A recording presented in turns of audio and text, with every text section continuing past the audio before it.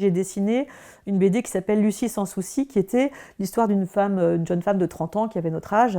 Voilà, une fiction, mais qui était très proche de nos vies, sur un personnage juste normal, normal de l'histoire des années 2000. Je dis normal parce que tout ce qu'on avait autour de nous comme référence en fait féminine dans les bandes dessinées, eh bien, c'était ou des superwoman, ou des Castafiore, ou des Bécassines pire, des idiotes. Enfin, c'était toujours des personnages féminins très à côté de la réalité, très, très démesurés dans le côté voilà, super femme ou idiote. Et on avait juste envie de parler d'une héroïne qui puisse nous ressembler. Et très vite, ça a été taxé de girly ou de chiclite. Donc de la littérature de chicken, c'est intéressant, de petites poulettes. Donc c'est une insulte pratiquement genrée en fait. Alors que pour les garçons, on n'a jamais entendu dire de la chiclite, enfin de la littérature de coq ou de la littérature boily par exemple, comme girly. C'est donc référé au genre. Et quand on regarde d'ailleurs dans les librairies, il y a littérature féminine. Pendant longtemps, il y a eu littérature féminine, comme si la littérature était masculine par essence. I made the experience that when you write like female literature in Amazon, for example, what you get is just horrible. It's terrible. It's all pink and with hearts and birds and flowers, you know. I don't trust the libraries to choose my books, actually. I wouldn't mind it, but there should be a double section somewhere else. Maybe I wouldn't, if they would do it, they would choose the wrong stuff, you know. J'en suis qu'à mon premier projet. J'ai rencontré encore qu'un seul éditeur concrètement. Mais j'ai pas vraiment ressenti qu'être une femme, ça pouvait nuire à ma liberté d'expression dans la BD pour l'instant. Et puis, je pense que si jamais je devais le ressentir ou si ça devait se faire sentir, ben, de toute façon, ça changera rien, quoi. Enfin, je veux dire, si j'ai envie de parler de quelque chose, j'en parlerai et mon genre, à aucun moment ça doit rentrer en compte, quoi. Donc j'ai pas vraiment ressenti encore de sexisme direct, quoi. In my new book, I can't spell the word the name in French, but I tell the story about a ménage à trois, and there are some sex scenes in the book which I found very important for the story because sex and erotic is a subject for the book. But journalists wrote in Germany, several journalists, that it's so pornographic. It's too cliché, and the guy he has such a big penis. Oh, I don't want to see this penis. You know, like this. And I was not expecting that actually, because sexual revolution is long over. You know, we should be somewhere else. Je me souviens que le tout premier festival, on était arrivé à Amiens. Il y avait un déjeuner avec une grande salle où il y avait énormément de tables, que des hommes autour de ces tables. Et puis on s'est dit, on va se faire des copains, c'est super. Donc on s'installe à une table en espérant que les 8 autres places allaient être prises par des garçons.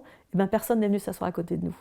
Mais le soir, il y avait toute une équipe qui avait picolé, on s'est retrouvés avec eux, ils nous raccompagnaient à la chambre d'hôtel en nous sortant des vannes plus ou moins lourdes. C'était pas très agréable. Et ça s'est passé très souvent, cette situation où on se retrouvait un peu toute seule avec 10 gars un peu éméchés, où il fallait gérer les situations qui pouvaient être conflictuelles.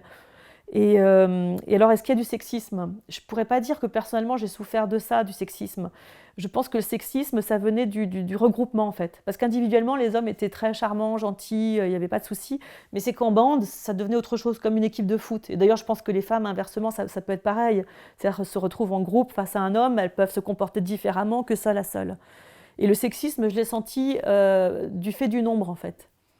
Du fait du nombre qui fait qu'on est différente, alors tout à coup, on n'existe plus, ou on existe trop, ou on est la Schtroumpfette, ou on est Bécassine, mais enfin on a du mal à trouver sa place comme individu, alter ego, ça c'est compliqué. Il y a quelques situations, c'est assez rare. Je pourrais pas dire que j'ai vécu beaucoup de... Enfin, je peux pas me considérer comme une victime à part entière. J'ai pas souffert d'une quelconque oppression, même si parfois c'est vrai que une petite réflexion, une insulte ou quoi, ça peut blesser.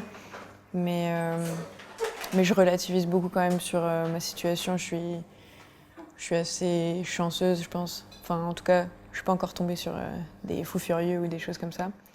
I didn't experience sexism in my field because I didn't near these guys. If I smell it, I'm gone. I try to spend my time with nice and reflected people.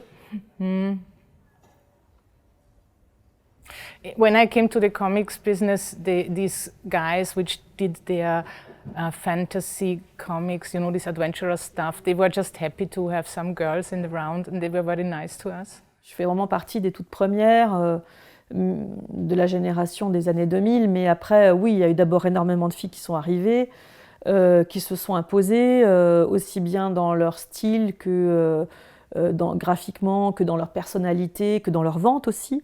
Donc ça leur a donné du crédit.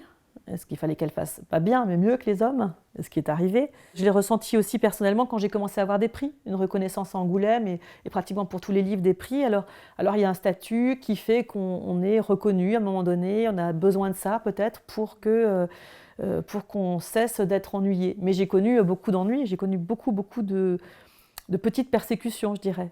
Notamment après un succès, des mails de personnes ou des courriers anonymes me disant de m'occuper de mes enfants, d'arrêter de dessiner, des choses comme ça. Donc j'ai vécu des moments assez difficiles quand même, de jalousie, de rejet de la part des hommes. Et tout ça s'est aplani beaucoup ces dernières années. Là, j'ai plus du tout de soucis. En plus, je travaille avec un homme maintenant qui est José-Louis Bocquet. Et ça, évidemment, c'est pour moi la quintessence de la libération et de l'émancipation, parce que je peux m'assumer, en même temps je partage ça avec un homme, ça n'est pas contre un homme, c'est avec, et c'est en parlant de sujets de femmes. Et c'est justement intéressant qu'un homme puisse parler de sujets de femmes. Et pas seulement les femmes qui auraient tendance à être considérées comme celles qui parlent entre elles d'un sujet important, alors que finalement, c'est quand même la moitié de l'humanité, et qu'il serait bien que l'autre moitié s'en occupe aussi.